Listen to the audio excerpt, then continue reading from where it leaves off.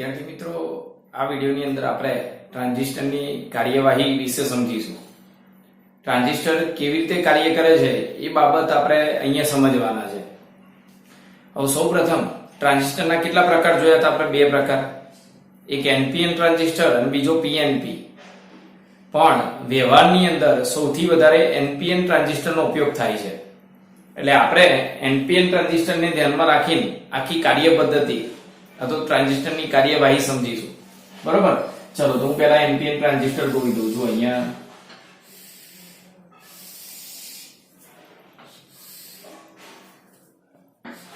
N P અને બરોબર. ચલો એમાં આને આપણે શું કહીએ છીએ? સૌથી નાનો વિસ્તાર એને આપણે બેઝ કહીએ છીએ. એટલે આ થયો બેઝ. પછી સૌથી મોટો વિસ્તાર એને આપણે કલેક્ટર કહીએ છીએ. અને બેઝ કરતા નાનો, બેઝ કરતા મોટો, કલેક્ટર કરતા નાનો એને આપણે કહીએ છીએ એમીટર. બરોબર? ચાલો તો અહીંયા આ એમીટર અને બેઝ થી બનતું જે જંકશન છે આને કહેવાય એમીટર બેઝ જંકશન.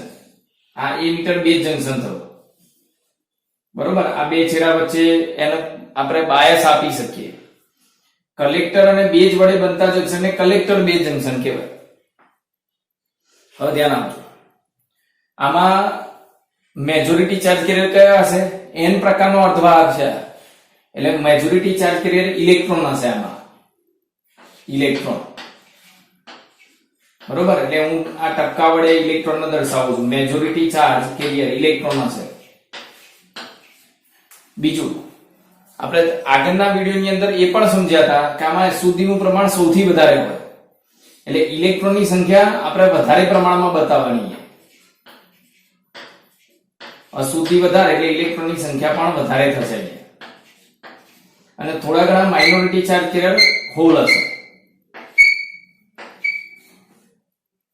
બરોબર? ચલો એ રીતે આગળ. આ બેઝમાં મેજોરિટી ચાર્જ કેરિયર શું હશે? તો એ પી પ્રકારનો અર્ધવાહક છે. એટલે મેજોરિટી ચાર્જ કેરિયર હોલ હશે. અને માઇનોરિટી ચાર્જ કેરિયર થોડા ઘણા કેટલાક ઇલેક્ટ્રોન હશે. આ કલેક્ટર n પ્રકારનો અર્ધવાહક છે. એટલે આમાં મેજોરિટી ચાર્જ કેરિયર કયા હશે? ઇલેક્ટ્રોન. નેગેટિવ એટલે ઇલેક્ટ્રોન હશે.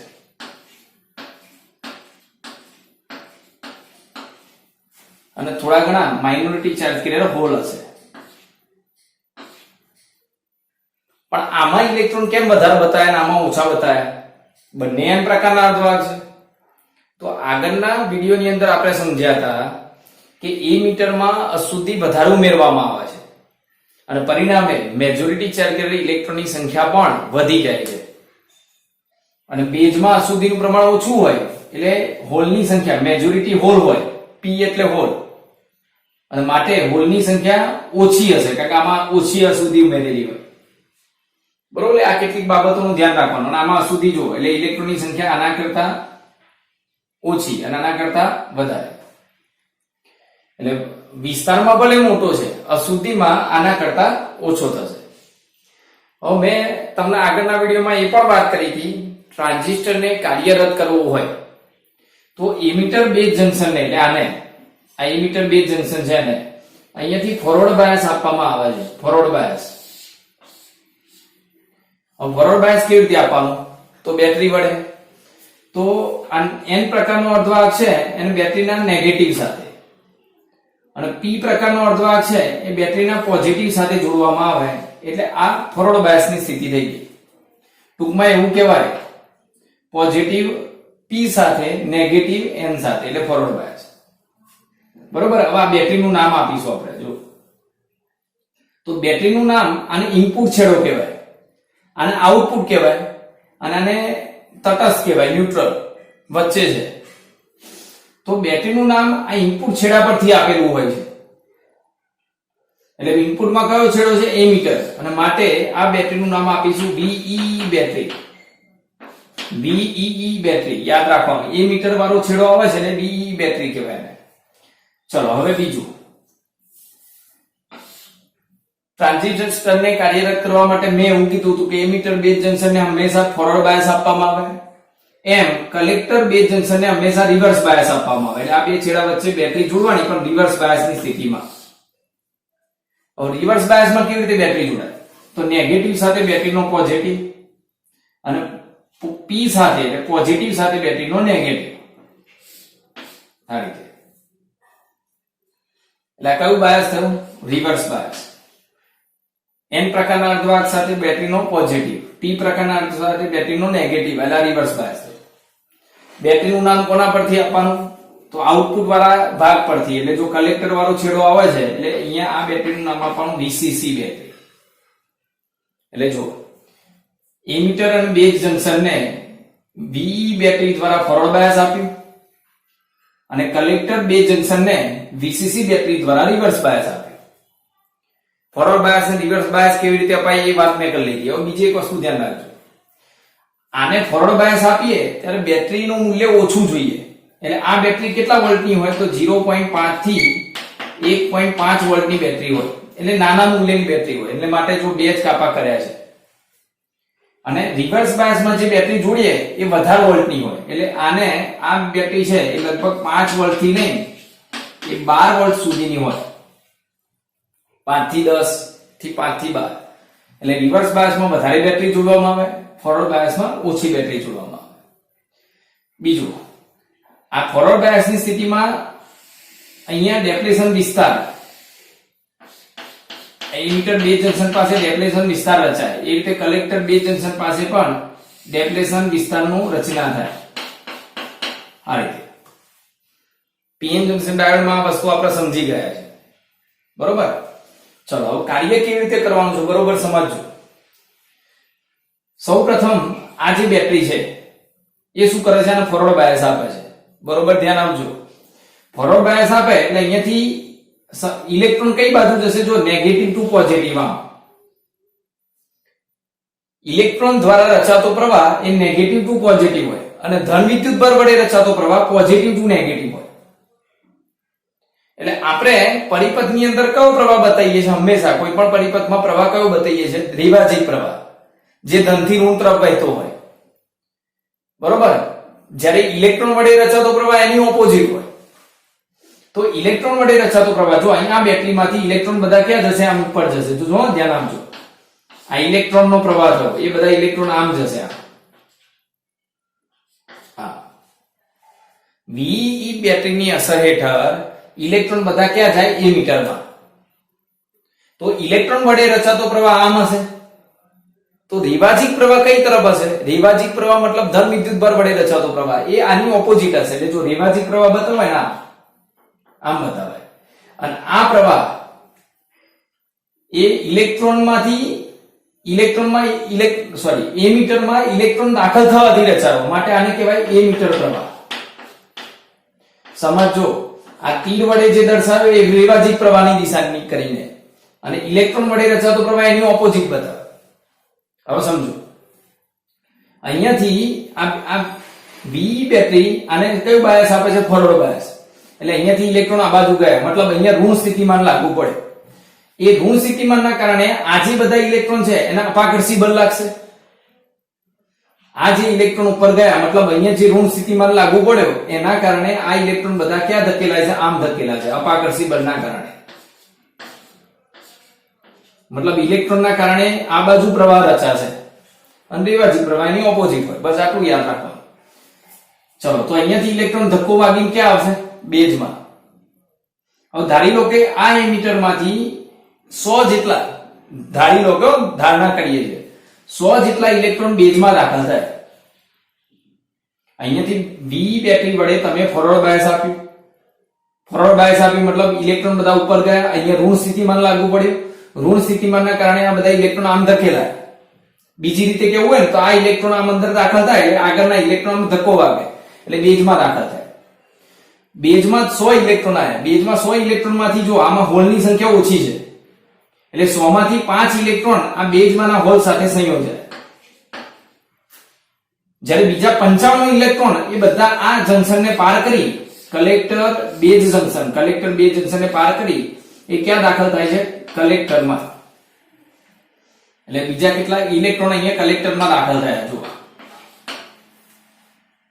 હવે આ જે ઇલેક્ટ્રોન અહીંયા કેટલા સંયોજાયા હતા સમજો 5%, 95% આ બાજુ આવ્યા, બરોબર, અહીંયાથી આમ. હવે વીસીસી બેટરી વડે આ બાજુ કયો સ્થિતિમાન લાગુ પડી છે? ધન સ્થિતિમાન. તો ધન સ્થિતિમાન શું કરશે? આ ઇલેક્ટ્રોનને ખેંચશે, એટલે 95% ઇલેક્ટ્રોન આમ ખેંચાશે, એટલે 95% ઇલેક્ટ્રોન આ બાજુ દાખલ થયા, તો એટલા જ ઇલેક્ટ્રોન આ બાજુ બહાર આવશે, એટલે એટલા જ ઇલેક્ટ્રોન અહીંયા બહાર આવ્યા. હા, તો આ ઇલેક્ટ્રોન બહાર આવી, અહીંયા બીજો ઇલેક્ટ્રોન દ્વારા કલેક્ટરમાંથી બહાર આવી પ્રવાહ રચે છે. તો આ ઇલેક્ટ્રોન વડે રચાતો પ્રવાહ હું રેવાજી પ્રવાહ બતાવું એ ઉલટી દિશામાં બતાવાય. એને શું લખાય? આઈસી, કારણ કે કલેક્ટરમાંથી બહાર આવે. અને રેવાજી પ્રવાહ ઇલેક્ટ્રોનની ગતિની વિરુદ્ધ હોય, એટલે જો આ પ્રવાહ આમ બતાવ્યો આપણે,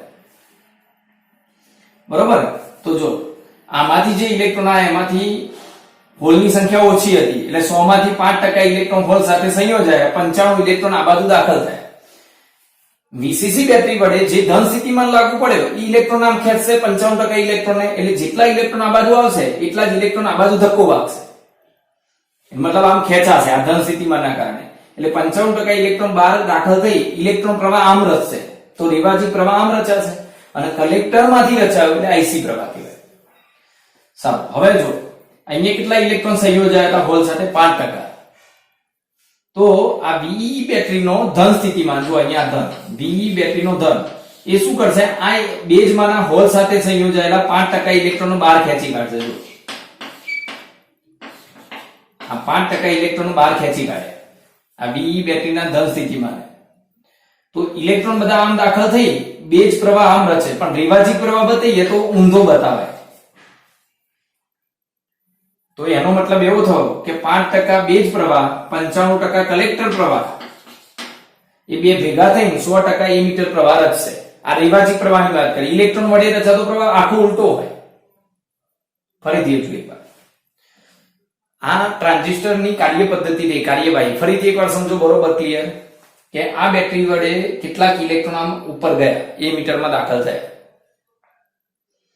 તો આના વડે ઇલેક્ટ્રોન પ્રવાહ રચાયો, તો રેવાજી પ્રવાહ ઉલટી દિશામાં બતાવાય, અને એમીટરમાંથી બતાવવાનો એટલે આઈ.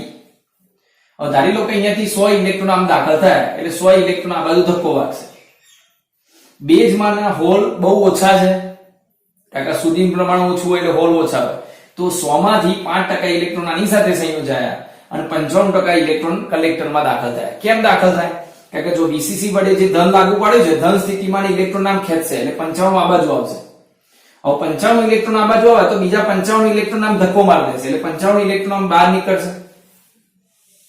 તો 55% ઇલેક્ટ્રોન વડે જે પ્રવાહ રચાયો આમ હશે, રેવાજી પ્રવાહ એની ઉલટી દિશામાં, અને કલેક્ટરમાંથી રચાયો માટે આઈસી. હવે બેઝમાંના હોલ સાથે કેટલા સંયોજાયા હતા? 5% ઇલેક્ટ્રોન. તો આ વીઈ બેટરીનો ધન સ્થિતિમાન એ 5% ઇલેક્ટ્રોનને હોલમાંથી બહાર ખેંચી લાવશે, એટલે ઇલેક્ટ્રોન વડે આમ પ્રવાહ રચાયો, તો રેવાજી પ્રવાહ આમ રચાશે. તો અહીંયા કિર્ચોફના નિયમનો લાગુ પાડીએ, કિર્ચોફના નિયમ પરથી.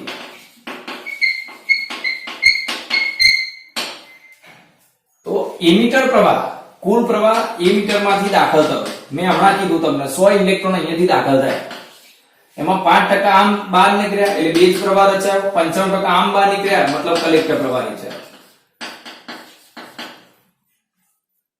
તો આ 100 માંથી 5 અને 95 એટલે 100 થઈ ગયા. તો કિર્ચોફના નિયમને લાગુ પાડવાની જરૂર જ ના પડે. અથવા તો બીજી રીત, આ બેઝ પ્રવાહ, આ કલેક્ટર પ્રવાહ ભેગા થઈ કયો પ્રવાહ બન્યો? એમીટર પ્રવાહ. તો હંમેશા યાદ રાખવાનું, એમીટર પ્રવાહ એ બેઝ અને કલેક્ટર પ્રવાહના સરવાળા જેટલો જ હોય. એમીટર પ્રવાહ બેઝ અને કલેક્ટરના સરવાળા જેટલો થશે.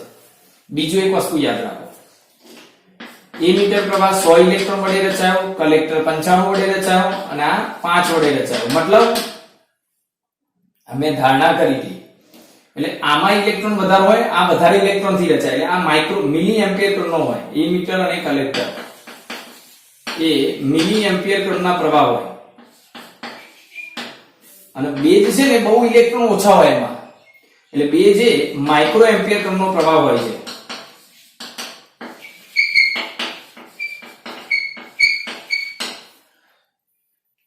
એટલે બેઝ પ્રવાહ બહુ નાનો હોય, માઇક્રો એમ્પિયર ટર્નનો. એમીટર ને કલેક્ટર પ્રવાહ મોટો પ્રવાહ હોય એટલે મિલી એમ્પિયર ક્રમનો હોય, બરોબર. તો આ વસ્તુ ખાસ તમારે ધ્યાન રાખવી. હવે ટ્રાન્ઝિસ્ટર વડે કેવા કેવા પરિપથો આપણે બનાવી શકીએ, બરોબર. ચલો જોઈએ. તો ટ્રાન્ઝિસ્ટર નો ઉપયોગ કરીને બનાવવામાં આવે છે. પહેલો છે કોમન બેઝ પરિપથ, બીજો છે કોમન એમીટર પરિપથ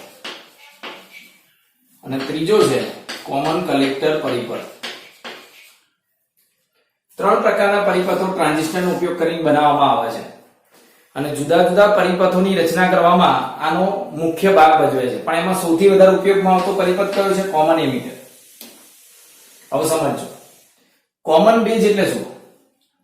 તો ટ્રાન્ઝિસ્ટરનો સંકેત મેં તમને આગળ બતાવ્યો હતો. જો આમાં કે રાઉન્ડ કરીને એમાં કે દોરી દેવાનો, આ ટ્રાન્ઝિસ્ટરનો સંકેત, બરોબર. એમાં બે છેડો કોમન રાખવાનો. જો આ બે છેડો કોમન કરી દીધો મેં.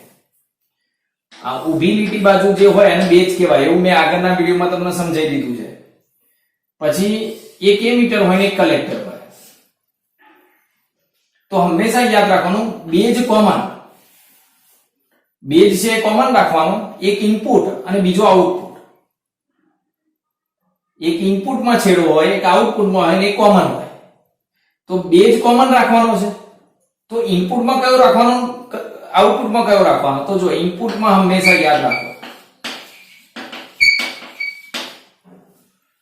ઇનપુટની અંદર હંમેશા એમીટર, સોરી, આઉટપુટમાં હંમેશા કલેક્ટર જ હોય. કલેક્ટર ઇનપુટમાં ના હોય. આ કદી અહીંયા ના હોય, યાદ રાખવાનું તમારે. કલેક્ટર કાં તો આઉટપુટમાં હોય કાં તો કોમન હોય, ઇનપુટમાં ના હોય. અને બેઝ એ આઉટપુટમાં ના હોય, બેઝ અહીંયા હોય કાં તો અહીંયા હોય. મતલબ બેઝ કોમન હોય કાં તો ઇનપુટમાં હોય. અને એમીટર ગમે ત્યાં ફરી શકે. તો આપણે શું કરવાનું હતું? બેઝ કોમન રાખવાનું હતું. કલેક્ટર તો કદી આ બાજુ જાય નહીં, એટલે કલેક્ટરને આઉટપુટમાં જ રાખવો પડે. તો આ કલેક્ટર, તો આ શું થયો? એમીટર. હવે એમીટર ઉપર આપણે તીર કરીએ છીએ. તો વ્યવહારમાં કયો ટ્રાન્ઝિસ્ટર સૌથી વધારે વપરાય છે? NPN, એટલે પ્રવાહ બહાર નીકળતો બતાવવાનો, NPN. પછી આને કયું બાયસ આપવામાં આવે? આને કાર્યરત કરવું હોય આ ટ્રાન્ઝિસ્ટર તો અહીંયા ફોરવર્ડ બાયસ આપવાનું અને રિવર્સ બાયસ આપવાનું. Collector base junction forward bias, collector base, sorry, emitter base junction અહીંયા ફોરવર્ડ બાયસ અને collector base junction reverse bias. મતલબ અહીંયા બેટરી જોડવાની, બરોબર. ચલો હવે અહીંયા એ કોમન એમીટર. તો એમીટર છેડો કોમન. જો પહેલા હું અહીંયા બતાવી દઉં, આ એમીટર છેડો કોમન. બેઝ હંમેશા ઇનપુટમાં હોય કાં તો કોમન હોય, આઉટપુટમાં ના હોય. બેઝ આ બાજુ જ આપવો પડે. તો આ બાજુ શું આવે? કલેક્ટર.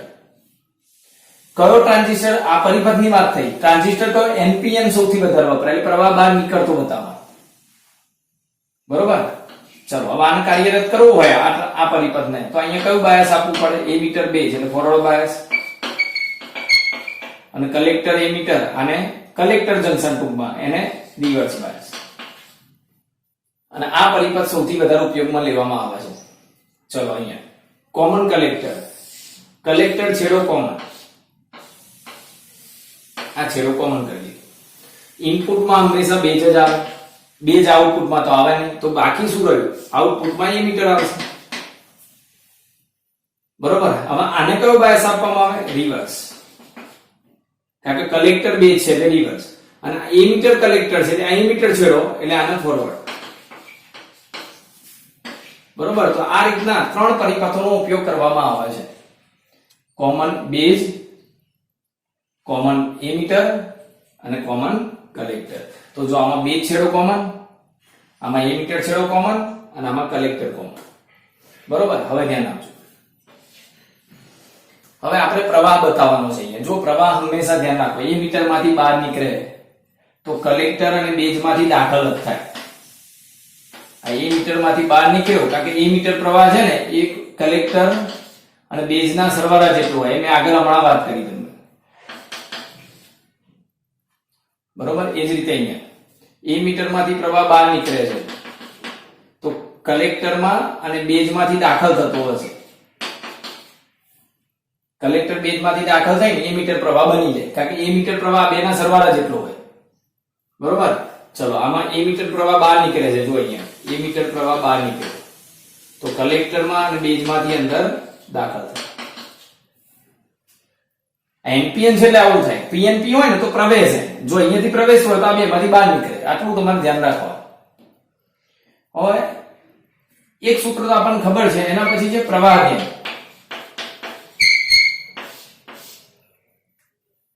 પ્રવાહ ગેઇન કોને કહેવાય? એને પ્રવાહ ગેઇનને અલગ અલગ સંજ્ઞાઓ વડે દર્શાવવામાં આવે છે. પ્રવાહ ગેઇન એબી પણ કહેવાય, અથવા તો પ્રવાહ ગેઇન બીટા પણ, સોરી, પ્રવાહ ગેઇન એઆઈ કહેવાય, કાં તો બીટા પણ કહેવાય. પ્રવાહ ગેઇન બીટા, આલ્ફા, અલગ અલગ સંજ્ઞાઓ તરીકે ઓળખવામાં આવે. પ્રવાહ ગેઇન એઆઈ, એઆઈ પણ કહેવાય, અથવા પરિપથો પ્રમાણે એની સંજ્ઞા બદલાય. હવે પ્રવાહ ગેઇન એટલે શું, પહેલા એ ક્લિયર કરો. પ્રવાહ ગેઇન એઆઈ બરાબર આલ્ફા બરાબર પ્રવાહ ગેઇન, તમે ઇનપુટમાં કેટલો પ્રવાહ દાખલ કર્યો અને આઉટપુટમાં કેટલો મળ્યો, એને પ્રવાહ ગેઇન કહેવાય. સૂત્ર એનું છે આઉટપુટ પ્રવાહ ભાગ્યા ઇનપુટ પ્રવાહ. આઉટપુટ અને ઇનપુટનો ગુણોત્તર એને પ્રવાહ ગેઇન કહેવાય. તો જો આઉટપુટમાં કયો છે, અહીંયા જુઓ તો કલેક્ટર,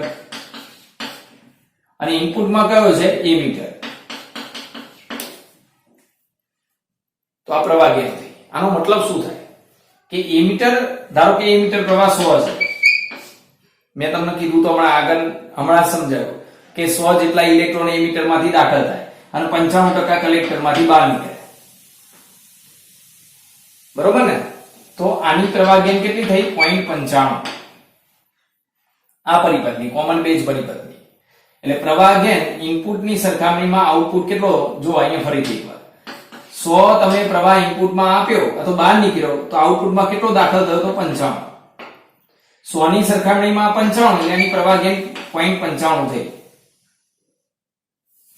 બરોબર? આઉટપુટ પ્રવાહ ભાગ્યા ઇનપુટ પ્રવાહ. ચલો પછી આની પ્રવાહ ગેઇન, કોમન એમીટર. પ્રવાહ ગેઇનનો બધા માટે કોમન સિમ્બોલ છે એઆઈ, પણ કોમન એમીટર માટે બીજો સિમ્બોલ લખો તો બીટા પણ લખાય, પ્રવાહ ગેઇન બીટા. આના માટે આલ્ફા લખાય તો આની માટે બીટા લખાય. કોમન સિમ્બોલ એઆઈ લખાય, પરિપથનો ઓળખવો હોય આના પરથી કે આ પ્રવાહ ગેઇન કોની, આલ્ફા એટલે કોમન બેઝની, બીટા એટલે કોમન એમીટરની, એટલા માટે અલગ અલગ સંજ્ઞાઓ વાપરી. જો હવે આમાં પ્રવાહ ગેઇન એટલે આઉટપુટ પ્રવાહ ભાગ્યા ઇનપુટ પ્રવાહ, IC/IB. ચલો એ રીતે આમાં પ્રવાહ ગેઇન AI બરાબર ગેમા બરાબર કોમન કલેક્ટરની પ્રવાહ ગેઇન ગેમા. આ ગેમા પરથી તરત ઓળખી જવાય કે આ કોમન કલેક્ટરની પ્રવાહ ગેઇન છે, કાં તો AI. લખાય કેવી રીતે? IC/IB, sorry, IE/IB. સૌથી વધારે પ્રવાહ ગેઇન કોની હોય? જો અહીંયા તમે જોજો, આની પ્રવાહ ગેઇન સૌથી વધારે હોય, એટલે વધારે ઉપયોગ આનો થાય. બેઝમાં કેટલા ઇલેક્ટ્રોન આવતા હતા યાદ કરો? 5%, અને કલેક્ટરમાં 95. મેં હમણાં આગળ કાર્યવાહીમાં સમજાવ્યું કે બેઝમાં 5% ઇલેક્ટ્રોન બેઝ પ્રવાહ રચાય, આના 55% હોય, એટલે આ કેટલા થશે? 19 5 95 થાય. એટલે 19 ગણો પ્રવાહ ગેઇન 19 થાય. એટલે આના કરતા, બેઝ કરતા કલેક્ટરમાં, ઇનપુટ કરતા આઉટપુટમાં અહીંયા 5 આપો ને અહીંયા 95 મળે, મતલબ 19 ગણો પ્રવાહ ગેઇન થઈ મળે. 19 ગણા પ્રવાહનું ગેઇન થાય. આમાં એનાથી વધારે થાય, પણ આનો ઉપયોગ વ્યવહારમાં વધારે થતો નથી. કેટલાક કારણો છે, એની ચર્ચા આપણે આગળ કરીશું. તો તમારે અહીંયા શું ધ્યાન રાખવાનું? પ્રવાહ ગેઇન, પ્રવાહની કેટલી ગેઇન થાય, ઇનપુટમાં કેટલો પ્રવાહ અને આઉટપુટમાં કેટલો. તો આઉટપુટ પ્રવાહ અને ઇનપુટ પ્રવાહના ગુણોત્તરને પ્રવાહ ગેઇન કહે છે. કોમન બેઝ માટે પ્રવાહ ગેઇન આલ્ફા, કોમન એમીટર માટે બીટા અને કોમન કલેક્ટર માટે ગેમા, અથવા તો બધા માટે સંજ્ઞા પ્રવાહ ગેઇનની AI લખાય. હવે યાદ કેમ રાખવાનો પ્રશ્ન એ થાય, યાદ કેવી રીતે રાખવાનો? કોમન બેઝ એટલે બેઝ છેડો તો કોમન થઈ ગયો, તો પ્રવાહ ગેઇન બરાબર, તો આને તો આપણે વિચારવાનું નહીં, જે કોમન હોય ને, તો IC/IE, બાકીના બેનો ગુણોત્તર. કોમન એમીટર છેડો કોમન થઈ ગયો તો IC/IB, અને કોમન કલેક્ટર કોમન થઈ ગયો તો IE/IB. આ પ્રવાહ ગેઇન સરળતાથી તમે યાદ કરી શકો. ફરીથી કોમન બેઝ, બે છેડો કોમન થઈ ગયો, એને જોવાનું જ નહીં, તો પ્રવાહ ગેન બરાબર તો IC અપન IE, કોમન બેઝ માટે પ્રવાહ ગેન થઈ ગઈ. કોમન એમીટર છેડો કોમન એટલે એને વિચારવાનું નહીં, તો IC અપન IB. આ પ્રવાહ ગેન યાદ રાખવાની રીત થઈ. હવે પ્રવાહ ગેન હંમેશા યાદ રાખો, આ પ્રવાહ ગેન 1 કરતા ઓછી હોય, આ પ્રવાહ ગેન 1 કરતા વધારે હોય, અને આ પ્રવાહ ગેન પણ 1 કરતા વધારે હોય.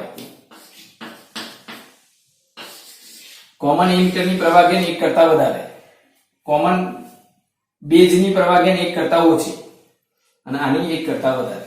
કેવી રીતે આવે? તમારે પેલું લઈ લેવાનું મૂલ્ય, જો આનું 100 અને આનું 95, તો 0.95 એટલે 1 કરતા ઓછું મૂલ્ય થયું ને.